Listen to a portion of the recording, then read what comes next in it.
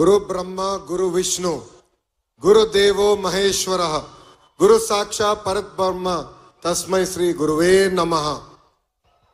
ఈ కార్యక్రమం ప్రారంభించే ముందల ఇక్కడున్న ఉపాధ్యాయులందరి దగ్గర నుంచి నేను క్షమాపణ కోరాలనుకుంటున్నా. ఎందుకంటే ప్రభుత్వ విద్యా వ్యవస్థలో రాజకీయాలు దూరంగా పెడతానని హామీ ఇచ్చిన వ్యక్తి, కానీ ఈరోజు గౌరవ ముఖ్యమంత్రి చంద్రబాబు నాయుడు గారితో మేము నడిచినప్పుడు మా యువగలం పాట వేశారు. దానికి మీరందరూ నన్ను క్షమించవలసిందిగా ఈ సభాముఖంగా మిమ్మల్ని అందరినీ కోరుతున్నా. వేదికమైన గౌరవ రాష్ట్ర ముఖ్యమంత్రి చంద్రబాబు నాయుడు గారికి, బీజేపీ రాష్ట్ర అధ్యక్షులు మాధవ్ గారికి, ఇక్కడికి రాలేకపోయినా అనారోగ్యం కారణం వల్ల రాలేకపోయినా నాకు అన్న సమానమైన పవన్ అన్న గారికి, మీ అందరి బాలయ్య, నా ఒక్కడికే ముద్దల మావయ్య, గౌరవ బాలయ్య బాబు గారికి, ఈ సమావేశానికి విచ్చేసిన మంత్రులకు, ఎమ్మెల్యేలకు, అదే విధంగా మెగా డిఎస్సిలో షైనింగ్ స్టార్స్ అందరికీ పేరు పేరున నా హృదయపూర్వక నమస్కారాలు.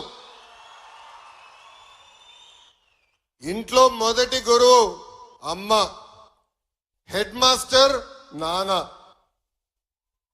కానీ బడిలో గురువులు అమ్మ నాన్న అంత సమానం. అమ్మ నాన్న తర్వాత ఎక్కువ సమయం పిల్లలు ఉండేది గురువుల దగ్గర. ప్రపంచంలో ఒక గొప్ప ఆస్తి ఉంది. ఆ ఆస్తి ఎవరు మన దగ్గర నుంచి తీసుకెళ్లేరు, దాంట్లో వాటా అడగలేరు, లేదంటే దొంగలు ఇంట్లో పడి ఆ ఆస్తిని దోచుకోలేరు. ఆ ఆస్తి ఏంటి? ఆ ఆస్తి ఏంటి? విద్య. అలా పవిత్రమైన ఆస్తి పిల్లలకి అందించబోయే ఇక్కడ గురువులందరికీ పేరు పేరున నా హృదయపూర్వక నమస్కారాలు. ఒక గురువుకి తక్కిన గొప్ప గౌరవం గురించి ఒక్కసారి చెప్పాలి. కరెక్ట్గా అక్టోబర్ 3, 1996లో ఆనాటి రాష్ట్రపతి శంకర్ దయాళ్ శర్మ గారు ఒమాన్కి వెళ్ళారు.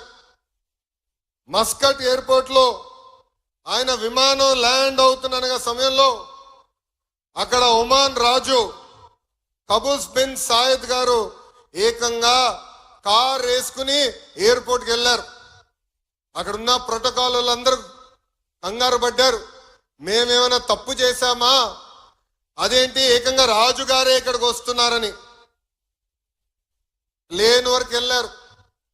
శంకర్ దయాళ్ శర్మ గారు దిగిన తర్వాత ఆయన కారులో ఎక్కించుకుని రాజుగారు స్వయంగా ఆయన ఇంటికి ఆ కారుని నడుపుకుంటూ తీసుకెళ్లి ఇంటికి తీసుకెళ్లారు. తర్వాత బయటికి వచ్చింది, ఆ రాజుగారు పూణేలో చదువుకున్నారు, ఆయన గురువు శంకర్ దయాళ్ శర్మ గారని. దేవుడు గురువు ఒక్కసారి కంపడితే గురువుకే నమస్కారం పెడతానన్నారు గురువు కబీర్ దాస్ గారు. అలాంటి పవిత్రమైన బాధ్యత ఈరోజు మీ అందరి పైన ఉంది. అదే గురువులు గొప్పతనం. దేశానికి అధినేత అయినా గురువు దగ్గర మాటలు పడాల్సిందే. రాజకీయ నాయకుడైనా, ఫిలిం స్టార్ అయినా, ఒక పారిశ్రామికవేత్త అయినా, వరల్డ్స్ రిచెస్ట్ మ్యాన్ అయినా మీ దగ్గరికి వచ్చి పాఠాలు చెప్పించుకోవాల్సిందే.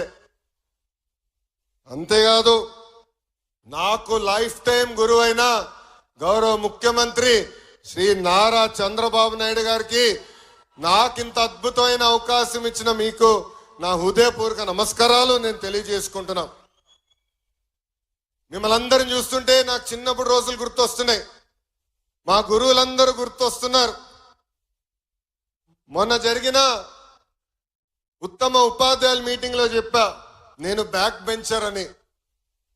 మాది కొంచెం గోల బ్యాచే, కానీ ఆనాటి టీచర్ మంజుల మేడం గారు నేను తప్పు చేస్తే 2 గట్టి కొట్టేవారు.